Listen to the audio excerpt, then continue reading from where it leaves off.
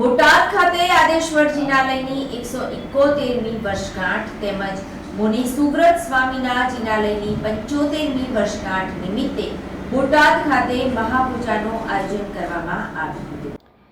આદેશ્વર જિનાલયની 171મી વર્ષગાંઠ તેમજ મુનિ સુવ્રત સ્વામીના જિનાલયની 75મી વર્ષગાંઠ નિમિત્તે બોટાદ ખાતે મહાપૂજાનું આયોજન કરવામાં આવ્યું હતું, જેમાં ખાસ કરીને કુમારપાળ મહારાજની આરતીનું આયોજન કરવામાં આવ્યું હતું। આ સમગ્ર કાર્યક્રમમાં બોટાદના જૈન ભાઈઓ બહેનો જોડાયેલા હતા।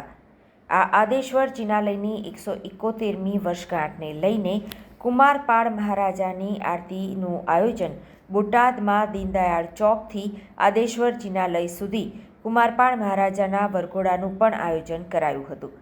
આ આયોજનમાં ઠેક ઠેકાણે પાઠશાળાના બાળકો દ્વારા સાંસ્કૃતિક કાર્યક્રમ કરવામાં આવ્યો હતો તથા આ 171મી સાલગીરા નિમિત્તે આદેશ્વર જિનાલયને રંગબેરંગી લાઇટોથી તેમજ 108 દીવાથી સુશોભિત કરવામાં આવ્યું હતું અને મહાપૂજાનું તેમજ મહાઆરતીનું આયોજન બોટાદ ખાતે આદેશ્વર જિનાલયમાં કરવામાં આવ્યું હતું।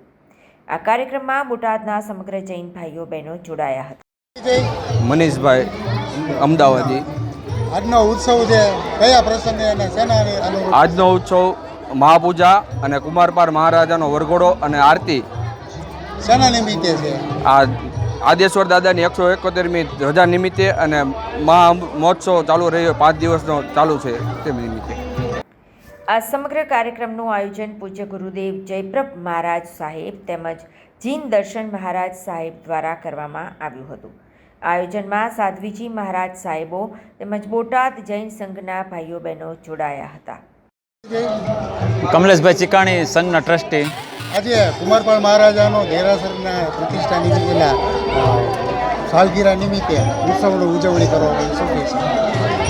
અમારા ગામના મુખ્ય જિનાલયને આજે 171 વર્ષ પૂરા થયા છે અને બાજુમાં મુનિસુરત સ્વામી જિનાલયને 75 વર્ષ પૂરા થયા છે। શાસન સમ્રાટ નેમિશ્વરેશ્વરજી મહારાજના હસ્તે આ છેલ્લી પ્રતિષ્ઠા થઈ છે અને આ પ્રતિષ્ઠામાં નિશ્રા પરમ પૂજ્ય યશોદેવસુરી મહારાજ, પરમ પૂજ્ય જયપ્રભ વિજય મહારાજ અને પરમ પૂજ્ય જીન દર્શન વિજય મહારાજ એમની અથાગ મહેનત અને પ્રેરણાથી આ પ્રસંગ સારી રીતે ઉજવાઈ રહ્યો છે। એમાં અમારા સંઘના તમામ ટ્રસ્ટીઓ ખડે પગે બધા તનતોડ મહેનત કરી રહ્યા છે। 5 દિવસનો આ મહોત્સવ છે અને આજે ભવ્યાતિ ભવ્ય મહાપૂજાનું આયોજન લગભગ 15 વર્ષ બાદ થયું છે અને એમાં કુંવરપાળ રાજાની આરતીનો પણ ભેગો મહોત્સવ છે અને એમાં મુખ્ય દાતાશ્રી બગડિયા નાનચંદભાઈ રૂપાભાઈ પરિવારે લાભ લીધો છે અને ગામમાં સંઘના મોટા ઘરના બધા લોકોએ આ મહોત્સવમાં લાભ લીધો છે।